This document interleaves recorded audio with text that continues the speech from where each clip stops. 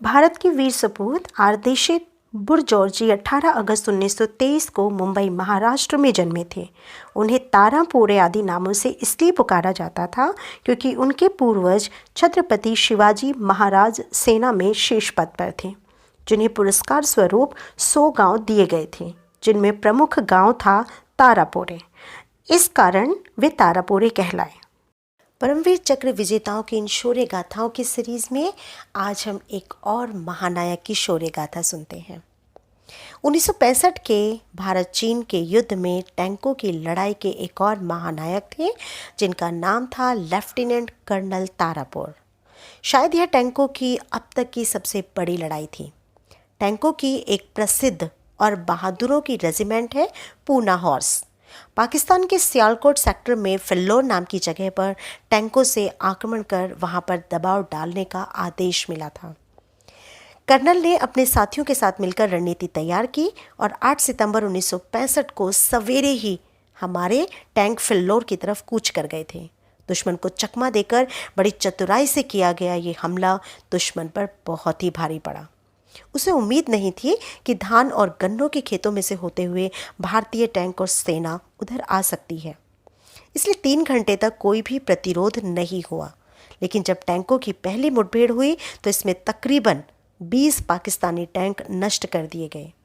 11 सितंबर को तारापोर फिल्लौर पर आक्रमण करने की योजना बना रहे थे। उन्होंने फैसला किया कि फिल्लौर और चाविंडा नामक जगह को अलग थलग कर दिया जाए, पर इसके लिए पीछे से आक्रमण करना ज़रूरी था। ऐसा ही किया भी गया। एक बार फिर दुश्मन हक्का बक्का रह गया। इस इलाके को बचाने के लिए जो पाकिस्तानी टैंक आए थे, उसमें से एक की भिड़ंत लेफ्टिनेंट कर्नल के टैंक से हुई और वो घायल हो गए। उधर पाकिस्तानी टैंकों और तोपखाने ने गोलीबारी तेज कर दी। घायल अवस्था में भी तारापोर ने संयम नहीं खोया और अपने लक्ष्य की तरफ बढ़ते हुए फिल्लौर अपने कब्जे में कर लिया। 11 सितंबर से 16 सितंबर तक भयंकर युद्ध हुआ। फिल्लौर के बाद वजीरावली पर अधिकार करने के लिए स्वयं तारापोर आगे आए और कमान अपने हाथ में ले ली। इसके साथ ही जससोरान और बुदुर डोंगरांडी भी भारतीय फौजों से ने जीत लिए और उसमें तारापोर की बहुत ही अहम भूमिका रही। 16 सितंबर 1965 तक घायल तारापोर की बढ़ती तकलीफ लोगों को परेशान कर रही थी, पर वह कई जगह की विजय का जश्न भी मना रहे थे, मुस्कुरा रहे थे, आगे आने वाले हमलों के लिए अपने साथियों का मार्गदर्शन कर रहे थे। अंत में थल सैनिकों के साथ मिलकर उन्होंने चाविंडा पर भी आक्रमण किया।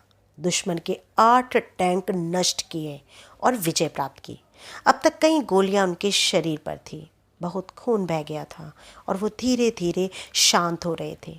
लेफ्टिनेंट कर्नल तारापोर ने 6 दिन तक घायल अवस्था में भी जो शौर्य और पराक्रम दिखाया, वह एक आदर्श है हमारी आज की युवा पीढ़ी के लिए।